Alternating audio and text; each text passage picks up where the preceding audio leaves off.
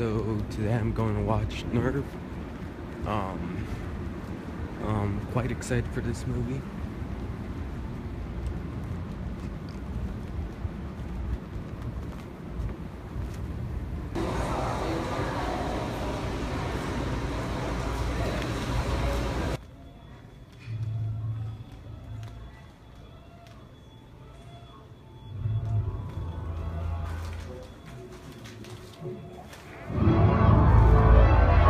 You knew they'd wake you.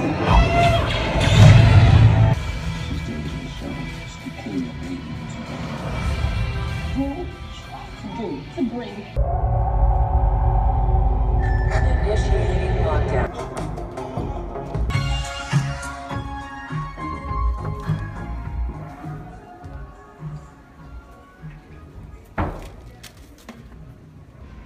Alright, so the movie is over. We got the cool Suicide Squad poster right there, or cardboard. Don't know what I'm gonna do right now, but we'll see. Alright guys, so I got the chance to check out Nerve. I wrote down some of the stuff that I like and that I didn't like, but for the most part, this is gonna be quite a positive review for Nerve. I'm doing it this way, so it could probably be a quicker review. Anyways, let's get on. What the movie's about, we basically have Emma Roberts' character. Her friends start playing this game called Nerve. It's basically, you know, not truth and there. It's basically just without the truth, and you have to do some crazy dares where you could either be a player or a watcher. Players get to do crazy dares, but they get paid for it. And watchers, they basically pay to watch these people do these crazy dares. And, you know, we have Emma Roberts who meets up with Dave Franco's character, and they both start doing crazy dares together, and that's basically how I could sum up Nerve without giving anything away.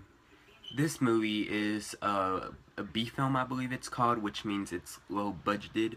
I honestly didn't hear about this movie till last month, but I saw a trailer and I was quite interested in it, and it ended up being one of my year's favorites in my top 5. I think it's number 4 on my list. Anyways, let's get to the stuff that I liked, my pros. I thought that it was, you know, a very good movie and definitely very, very interesting story.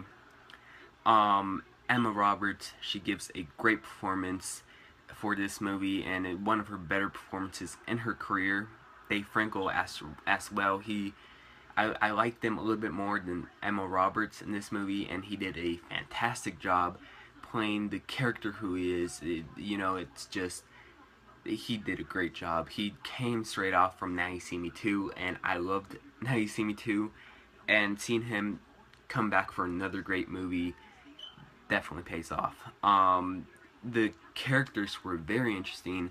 I mean, we do have a little bit of backstory to Emma Roberts' family, what happened to her brother and all that, and you actually get interested into these characters. Even her friends who are basically playing this game, and you know, they're interesting. They have a lot of story to them, and they find a way to actually make these characters interesting, and you actually care for these characters throughout the movie. It was very good. It's kind of a original. Well, actually, I think it's been done before, but I mean, with a game, actually, I do think it's been done before, so I can't say it's too original. But this does have some connections with Pokemon Go. If you think about it, teens have been playing Pokemon Go, and they're not looking the right ways, and they either fell off a cliff, got ran over by a car, you know. And in this movie, they do crazy dares, and you could die from doing these crazy dares. If you could see the connections in there, yeah. Let me see what else. We already mentioned that one. Gives you enough background on both main characters. Like I said, there is something specific that happened to Emma Roberts' character family, and you get some backstory. It didn't get told immediately, but definitely gets told around the movie when she starts bonding a little bit more with Dave Franco. Here, what else? It actually makes you regret not watching a blockbuster. I mean, I could have been watching something else. I mean, I already watched Star Trek, but for example, if you went out to the theater, you probably had the chance of, Star Trek, Ice Age, Ghostbusters, all that, all those movies, and, just after thinking about it, it kind of feels good to get off those summer blockbusters and actually, appreciate a movie that it's not really a blockbuster, but it's, very low budgeted, and it's just, I can't say it's really an indie, it really isn't, but it's something, a small movie. It's not a big blockbuster like Star Trek, but it's a small movie, so definitely felt good watching a movie like that. So I thought that the timing for this movie was really good. It's around an hour and 30 something minutes. I thought that was the perfect time for this movie. We got enough background on characters, we got enough suspense, we got enough actual, good things about this movie, and perfect runtime.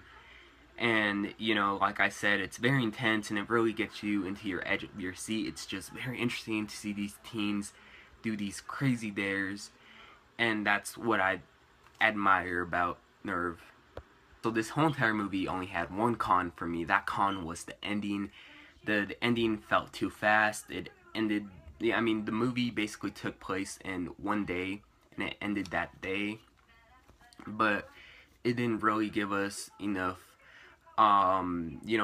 it didn't, what I'm trying to say here, it didn't really actually let you know what happened to these characters after these crazy events, and it didn't really inform you what happened to them later on after this happened.